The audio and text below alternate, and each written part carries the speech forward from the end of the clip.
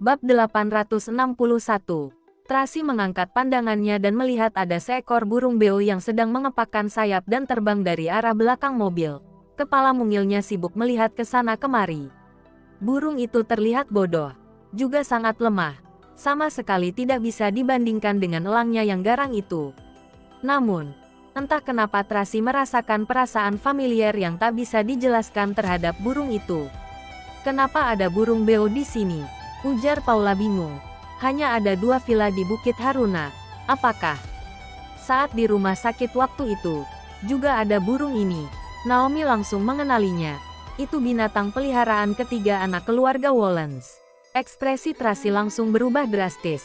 Dia segera membuka pintu mobil dan turun. "Cepat lihat, apa anak-anak itu datang ke sini?" "Baik." Naomi membawa para pengawal untuk mencari di sekitar. "Mami." Setelah menemukan Tracy, burung beo itu menjadi bersemangat. Ia mengepakkan sayapnya sambil terus berteriak, "Mami, Mami, Mami." Dengan segera, ia terbang dan mendarat di pundak Tracy.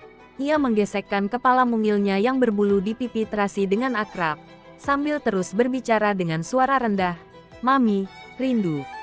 Bagai keluarga yang telah terpisah lama, saling melepaskan rindu. Hati Tracy pun meleleh. Dia mengulurkan tangannya dan mengelus lembut bulu Rosie. Perasaan akrab yang telah lama hilang di dalam hatinya perlahan muncul kembali. Burung beo ini seperti bisa mengerti. Paula mengaguminya.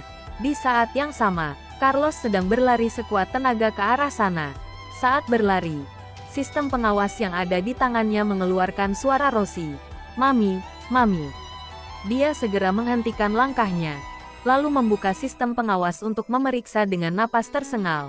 Benar saja, melalui penglihatan Rosie, dia melihat sosok Mami yang selalu dia rindukan. "Mami." Carlos sangat emosional. Ternyata maminya sungguh berada di villa sisi utara. Suaranya ini terdengar dari alat pemantau yang ada di kepala Rosie. Setelah mendengarnya, tubuh Tracy bergetar tanpa dia sadari. Jantungnya berdegup dengan kuat di dalam dadanya. Suara apa itu? Paula mendekat untuk mendengarnya. Ternyata ada alat pemantau mikro yang dipasang di tubuh burung beo ini. Siapa yang melakukannya? Carlos. Carlos. Rosie mengepakkan sayapnya dan berteriak dengan semangat.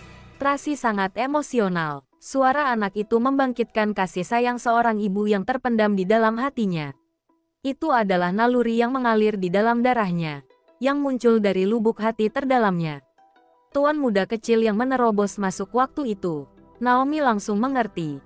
Dia memberitahu bahwa dia sekarang sedang menuju ke tempat kita ini. Saat berbicara, Naomi menyerahkan tabletnya pada Tracy. Carlos baru memasuki area pengawasan. Dia sedang melangkahkan kaki kecilnya dan berlari dengan semangat ke arah sini. Tuan muda kecil ini sangat cerdas. Paula merasa sangat terhibur. Dia bisa mengetahui Nona Tracy tinggal di sini, bahkan langsung datang ke sini. "Nona Tracy, apa Anda ingin menemuinya?" Naomi bertanya dengan lembut. Tracy sedikit ragu. Sebenarnya sebelum bisa memeriksa semua kejadiannya dengan detail, dia tidak ingin begitu cepat bertemu anak-anak. Hanya saja, dia tidak menyangka anak itu yang lebih dulu mencarinya. "Mami, aku Carlos. Mami, jangan menghindariku. Biarkan aku menemuimu." Suara Carlos terdengar dari alat pemantau. Terdapat rasa rindu dalam suara yang terdengar sedih dan panik itu. Dia takut maminya akan pergi lagi. Dia takut saat tiba di sana, dia hanya bisa melihat villa yang sepi dan dingin. Tracy merasa tersentuh saat akan berbicara. Tiba-tiba terdengar jeritan ketakutan Carlos dari alat pemantau itu. Di saat yang sama, di layar kamera tablet terlihat sesosok pria berkulit hitam yang tinggi besar, tiba-tiba mendekat dan membawa pergi Carlos. Carlos berteriak ketakutan. Lalu sosok hitam itu membekap mulutnya dan memasukkannya ke dalam mobil. Selain itu, juga ada 3 mobil hitam lainnya. Kebanyakan adalah sosok pria berkulit hitam. Juga ada 2 wanita. Bab 862. Carlos. Tracy segera berlari ke arah belakang bukit. "Nona Tracy." Naomi juga segera mengikuti. Paula segera kembali ke garasi untuk mengambil mobil off-road yang kokoh G. "Patton." Sambil memerintahkan anak buahnya, "Ganti mobil, lalu ikut aku." Baik, saat Tracy dan anak buahnya bergegas ke belakang bukit dengan menggunakan mobil G. Paton. Mereka hanya melihat 3 mobil hitam itu sedang turun bukit. Cepat kejar, Tracy memberi perintah dengan panik. Baik, 3 mobil G. Paton segera mengejar 3 mobil hitam itu. Tracy meremas lengannya dengan kuat. Dia menyipitkan matanya, memancarkan aura membunuh. Dia tidak peduli siapa orang itu. Jika berani melukai anaknya, dia pasti tidak akan melepaskan mereka. Lepaskan Rosie. Biarkan ia melacak rul pelarian mereka. Tracy memberi perintah. Baik, Naomi segera memerintahkan agar orang yang berada di villa melepaskan burung elang mereka. Aruk, tiba-tiba, suara elang yang menakutkan terdengar di langit. Rosie terkejut dan terbang keluar mobil. Hei, burung beo, Tracy berteriak. Tapi ia sudah terbang jauh tanpa menoleh ke belakang. Melihat burung itu terbang ke arah rumah keluarga Wollens, Tracy pun tidak menggubrisnya lagi. Seharusnya ia bisa pulang sendiri. Kita pergi selamatkan Carlos dulu. Cepat. Baik, pada saat yang sama, Charles dan Carla yang dibuat terkejut oleh pekikan elang itu, segera bersembunyi di belakang tubuh Hartono. Jangan takut, ada aku. Hartono segera mengawal kedua anak itu masuk ke mobil. Saat menoleh ke langit, elang itu sedang terbang di langit luas, lalu menukik ke bawah dengan sangat cepat. Lagi-lagi para wanita di villa sisi utara itu melepaskan binatang liar ini. Apa ingin menakuti tuan muda dan tuan putri kita? Ujar Kiki tidak senang. Menyebalkan. Jangan bicara lagi. Ayo cepat pergi. Hartono bisa merasakan. Sepertinya telah terjadi sesuatu. Perasaannya tidak tenang dan dia hanya ingin segera meninggalkan tempat itu. Namun, saat masuk ke mobil, dia baru menyadari Carlos sudah tidak ada. Dia segera mencari kemana-mana. Mana tuan muda Carlos? Tadi masih ada di mobil. Para pengawal lain juga ikut mencari. Cepat putar rekaman kamera pengawas mobil. Desak Hartono. Baik, pengawal segera memutar rekaman kamera pengawas. Setelah mencari di sekitar, Hartono tetap tidak menemukan Carlos. Tapi dia menemukan jejak kaki kecil di sisi yang satunya. Saat memikirkan kejadian sebelumnya, dia segera mengerti dan bertanya pada Charles dan Carla yang ada di mobil. Charles, Carla, kalian tahu Carlos pergi kemana? Aku tidak tahu. Carla tidak pernah berbohong. Jadi saat mengatakannya, tatapan matanya sedikit tidak fokus. Aku juga tidak tahu. Charles segera membantah. Kalian harus segera memberitahu kakak. Kalau tidak, akan terjadi masalah besar. Hartono sangat panik. Kalian juga sudah melihatnya. Barusan elang itu sudah dilepaskan. Kalau tuan muda Carlos sampai bertemu dengannya, maka akan berbahaya. Benarkah? Saat mendengarnya, Carla langsung panik. Wajahnya menjadi pucat karena ketakutan. Cepat pergi cari Kak Carlos. Kamu harus memberitahu aku. Carlos pergi kemana? Tanya Hartono panik. Dia pergi ke villa sisi utara untuk mencari Mami. Carla, Charles ingin menghalanginya. Tapi sudah terlambat. Karena mengkhawatirkan Carlos, Carla terburu-buru mengatakannya dengan spontan. Setelah mengatakannya, dia segera menutup mulut mungilnya. Karena menyadari telah salah bicara. Hartono mengernyitkan alisnya. Sepertinya anak-anak telah mengetahui identitas Tracy. Sekarang aku akan pergi mencarinya.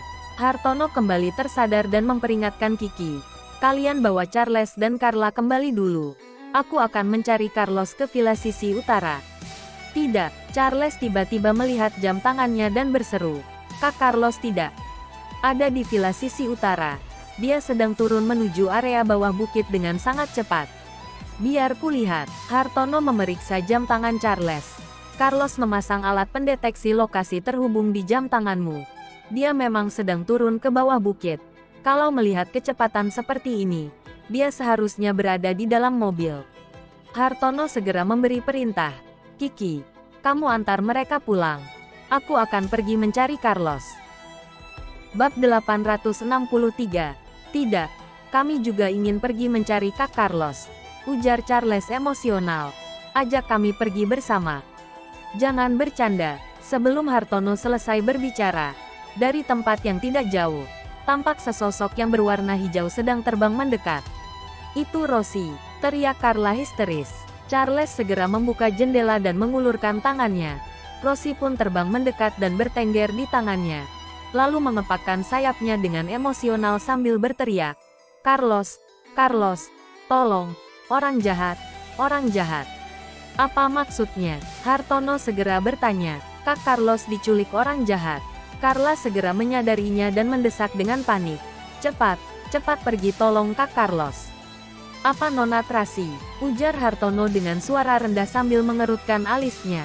"Orang jahat, orang jahat, hitam, hitam." Rosie terus mengulang beberapa kata ini. "Orang-orang jahat itu adalah orang berkulit hitam," ujar Carla menjelaskan. "Orang berkulit hitam." Hartono segera terperanjat. "Apa? Gawat!" Hartono sangat panik. "Cepat naik ke mobil." Semua orang naik ke mobil dan mempersiapkan diri mereka untuk pertempuran. Hartono menggendong Charles dan duduk di samping pengemudi Maybach. Dia menggunakan jam tangan Charles sebagai navigasi dan berjalan menuruni bukit untuk mengejar Carlos. "Tuan Muda Charles, tolong pakai sabuk pengaman dengan baik. Aku akan menambah kecepatan." Di antara semua pengawal, Hartono adalah orang yang paling gila-gilaan dalam mengendarai mobil. Sekarang karena harus menyelamatkan Carlos, dia semakin menggila. "Tenang saja. Aku adalah seorang pria sejati." Sebelum Charles menyelesaikan kata-katanya, mobil sudah melaju dengan cepat. Dia segera mengenakan sabuk pengaman, menggenggam pegangan dengan kuat, serta mengernyitkan alisnya. Wajahnya terlihat sangat serius. Sangat menegangkan. Sangat bersemangat. Ternyata, adegan di dalam film sungguh benar ada. Dia meremas tangannya diam-diam dan berkata di dalam hati, "Hari ini aku akan menjadi seorang pahlawan yang menyelamatkan Kak Carlos." Carla duduk di dalam mobil limosin sambil memeluk Rosie dengan wajah pucat karena ketakutan. Tatapannya menjadi tidak fokus. "Tuan Putri Carla, jangan takut. Kita pasti bisa menyelamatkan Tuan Muda Carlos." Kiki menghiburnya sambil menelepon Sanjaya. Tapi ponsel Sanjaya tidak aktif. Jadi dia hanya bisa menelepon Rian. Namun, telepon itu selalu sibuk. Dia hampir menggila. Jadi dia menelepon Thomas. Tapi ternyata Thomas juga tidak bisa dihubungi. "Bagaimana ini? Aku akan menelepon ayah dan menyuruhnya menyelamatkan Carlos." Carla segera menelepon papinya. Tapi ponsel Daniel juga sedang sibuk. Carla mencoba beberapa kali, tapi tetap tidak bisa dihubungi. Jadi dia hanya bisa mengirimkan pesan suara. "Papi, Kak Carlos diculik orang jahat. Cepat selamatkan Kak Carlos." Saat Hartono baru tiba di bawah bukit, dia melihat ada 3 mobil G. Paton yang sangat kokoh sedang mengejar 3 mobil hitam itu. Elang itu sedang berputar-putar di atas mobil hitam itu sambil terus-menerus mengeluarkan suara pekikan peringatan, yang membuat orang-orang di dalam ketiga mobil hitam itu gemetar ketakutan.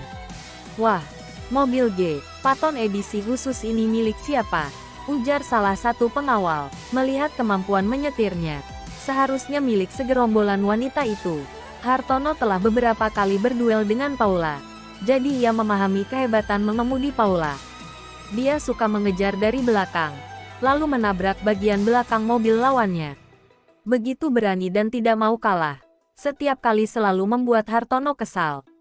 Namun, kali ini, Hartono bersorak girang di dalam hatinya. Sekarang, mobil G, Paton terdepan sudah menyerbu ke depan bagaikan kuda liar dan menabrak bagian belakang mobil hitam yang ada di depannya dengan kuat.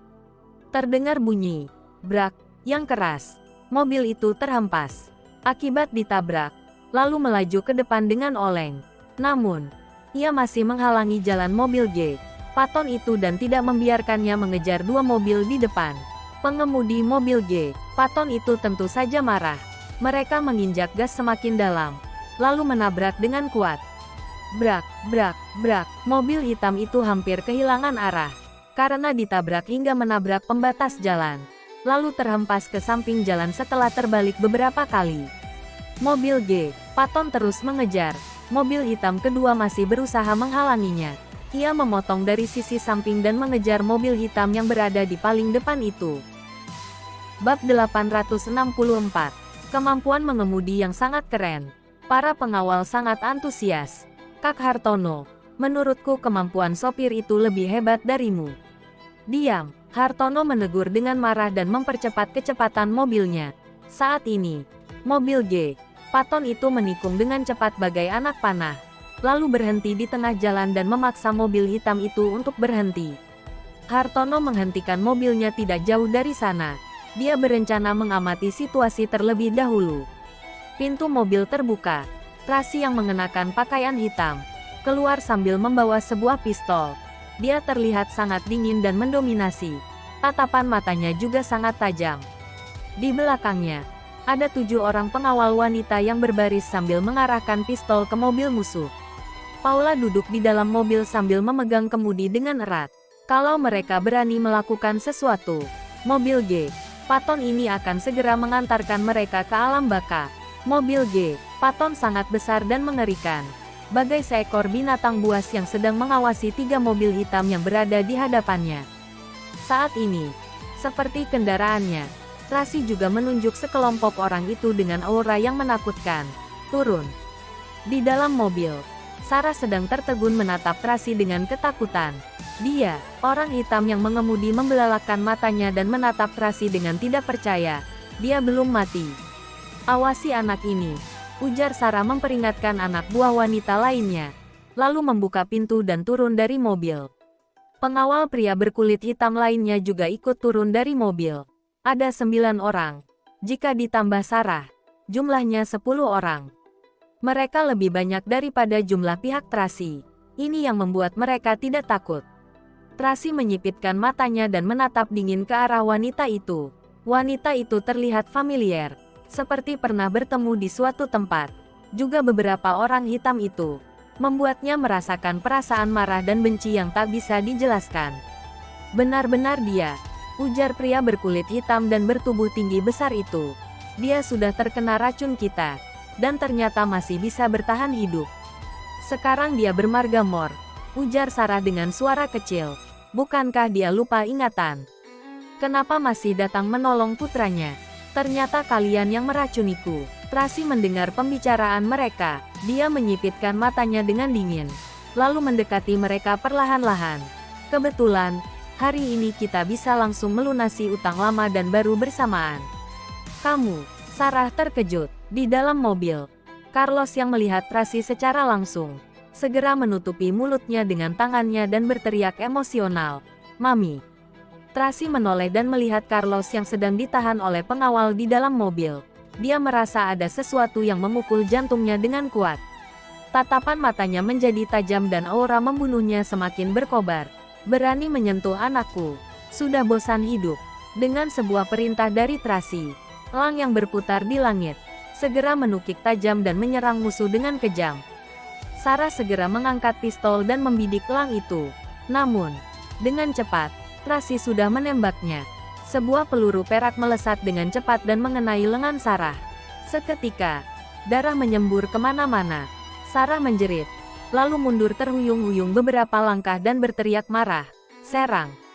Beberapa pria berkulit hitam itu segera menembak. Elang itu mengepakkan sayapnya dan menjatuhkan beberapa senjata.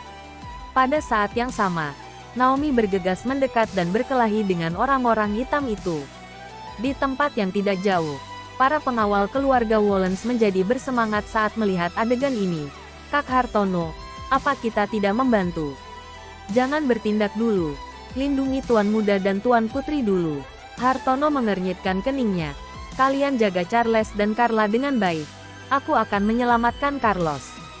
Saat mengatakan itu, dia pun turun dari mobil dan bergegas mendekat. "Aku juga mau ikut." Charles bersiap turun dari mobil, tapi ditahan oleh pengawal yang ada di sisinya. "Tuan Muda Charles, Anda jangan mempersulit masalah. Ini sangat berbahaya. Kita tidak sedang bermain-main. Aku mau menyelamatkan Carlos." Charles tidak bisa melihat Tracy dengan jelas dari posisinya. Dia hanya tahu ada sekelompok orang yang sedang menyelamatkan Carlos, tapi dia tidak tahu siapa orang itu. "Kak Hartono sudah ke sana. Tunggulah di sini dengan patuh. Jangan membuat masalah." Pengawal mengawasinya dengan waspada, tidak membiarkan kesalahan lain muncul. Hartono berlari mendekat dan ingin mencari kesempatan yang tepat untuk menyelamatkan Carlos. Bab 865. Mereka sedang bertempur dengan sengit. Tracy menyerbu Sarah dengan aura membunuh yang kuat, bagai seekor falcon. Meski terluka, Sarah tetap tidak menyerah. Dia segera berkelahi dengan Tracy. Namun, dia terlalu meremehkan Tracy.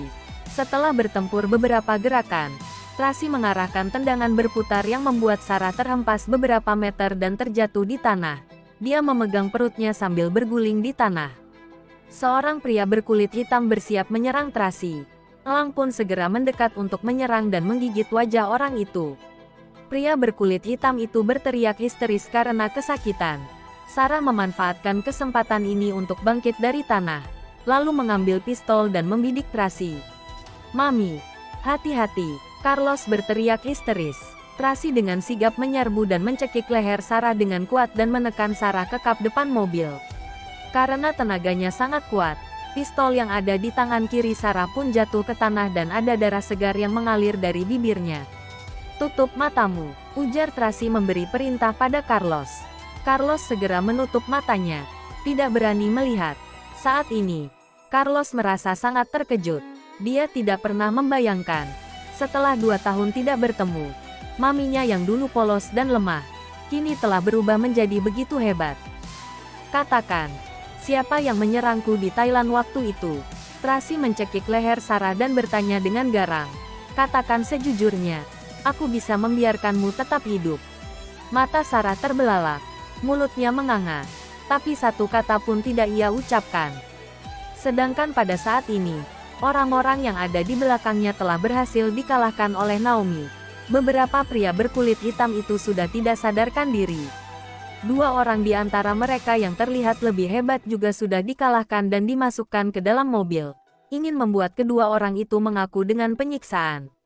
Tidak mau mengatakannya ya, Tracy langsung mendorong Sarah hingga terjatuh ke tanah. "Rosie, aku berikan dia padamu." Elang itu segera menyerbu dan mulai menggigiti Sarah dengan kejam. Ah! Sarah terjatuh ke tanah dan terus meronta sambil terus berteriak kesakitan. Pada saat ini, pengawal wanita di dalam mobil sudah ketakutan. Saat Hartono ingin menyelamatkan Carlos, Tracy sudah berjalan mendekat. Akhirnya dia hanya bisa bersembunyi di belakang mobil. Tracy menendang pengawal wanita itu keluar dari mobil, lalu menggendong Carlos, berbisik lembut di telinganya. "Tutup telingamu." Carlos segera menutup telinga dengan kedua tangannya, juga memejamkan mata dan tidak berani membukanya. Tracy memeluk Carlos, lalu menoleh dan memelototi Sarah sambil memperingatkan dengan suara dingin. "Kalau masih tidak mengatakannya, aku akan menyuruhnya menghabisimu. Aku akan mengatakannya, akan mengatakannya." Sarah menangis histeris. "Atasanku yang merencanakan semuanya dan Linda yang bertindak." "Bagus." Tracy menyipitkan matanya dengan dingin. Kalau tahu lebih awal, bisa mendapatkan jawabannya dengan begitu mudah. Untuk apa melakukan pemeriksaan yang sia-sia itu? "Ampuni aku." Sarah berlutut di tanah sambil terus-menerus bersujud untuk memohon ampun. "Kumohon lepaskan aku. Aku hanya melakukan perintah. Bukan aku yang menyuntikmu waktu itu. Juga bukan aku yang ingin membunuhmu di Thailand. Kumohon, lepaskanlah nyawaku yang tidak berharga ini. Kumohon padamu." "Baik, aku akan melepaskanmu." Tracy meniup peluit. Elang itu melepaskan Sarah dengan tidak rela.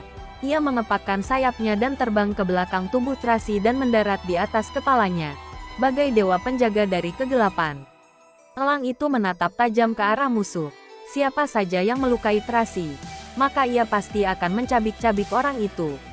"Pulang dan beritahu Devina." Tracy menatap Sarah, lalu memperingatkan dengan nada dingin. "Aku akan segera membuat perhitungan dengannya. Minta dia menikmati hidupnya beberapa hari ini. Nikmatilah hidupnya yang sudah tak lama lagi." Baik. Sarah segera menganggukkan kepalanya, lalu melarikan diri dengan tergopoh-gopoh. Naomi dan yang lainnya membersihkan tempat itu. Paula membuka pintu mobil, bersiap mengantarkan Tracy lebih dulu. Tracy bersiap memasuki mobil. Pada saat ini, tiba-tiba terdengar suara dari belakangnya. "Mami." Charles yang berhasil melepaskan diri dari pengawal, bergegas berlari mendekat. Awalnya, dia ingin menyelamatkan Carlos, tapi di tengah perjalanan, dia melihat Tracy dan langsung tertegun beberapa saat di tempat. Akhirnya dia baru berteriak dengan emosional,